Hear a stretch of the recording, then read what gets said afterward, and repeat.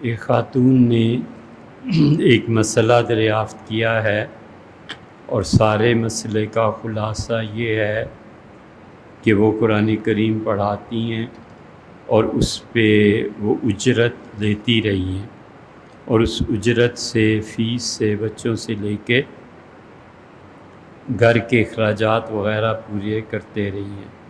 اب 6 ماہ سے یہ وسوسہ تنگ کر رہا ہے کہ پیسے کے لیے پڑھانا ہے، اللہ کے لیے نہیں ہے۔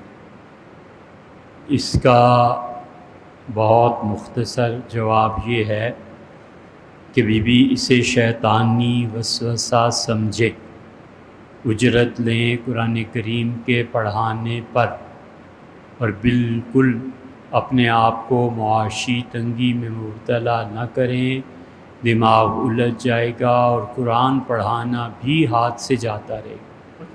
بالکل یہ نہ کریں۔ ساری دنیا عوض لیتی ہے، ساری دنیا کتابیں پڑھنے پڑھانے کے لیے یہ کرتی ہے۔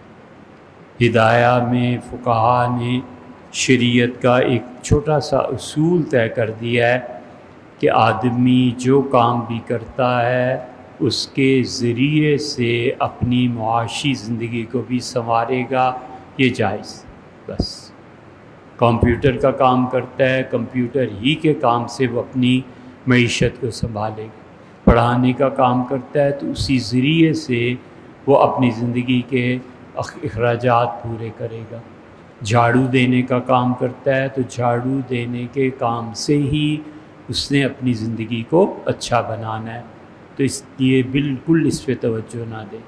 رہ گئے لوگوں کی آپ کے لیے تعریف اور نہ پیسے لینے پہ بہت زیادہ خوشی کا اظہار، اس کی ان کے لیے تو جو کچھ بھی ہو، لوگ تعریف کرتے ہیں یا نہیں کرتے، آپ نے ان کا نہیں پوچھا، آپ کا اپنا مسئلہ ہے نا۔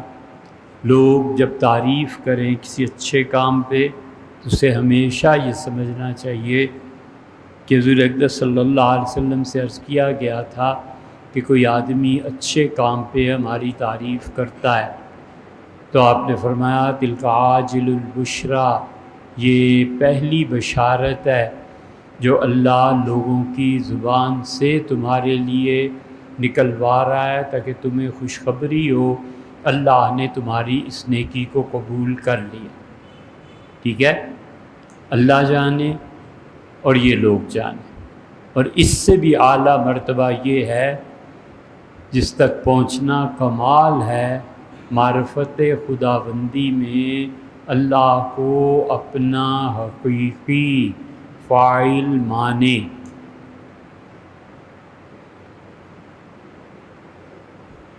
معلوم نہیں آپ اس لیول کی بات سمجھ پائیں گی یا نہیں۔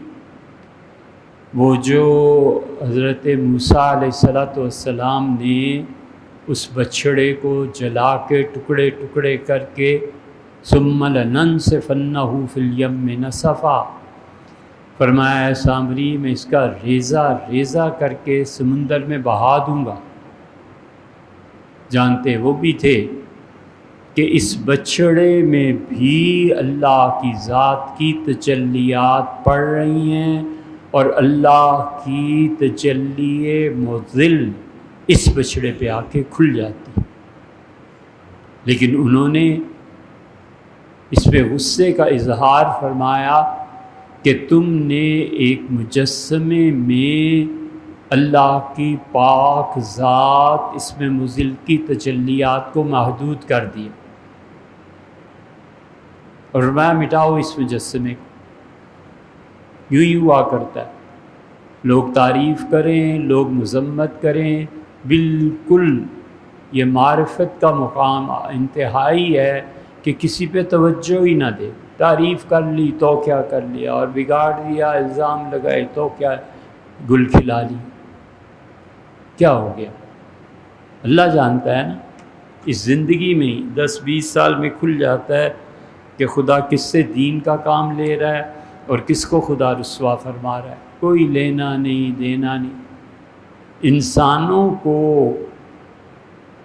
اللہ کے علاوہ کسی کو بھی اس مقام پر فائز کر دینا کہ اس کی تعریف یا مذمت یہ دونوں مجھ پہ اثر انداز ہوں گی، یہ طریقت کی راہ میں اللہ کے ساتھ شرک ہے۔ بس بی بی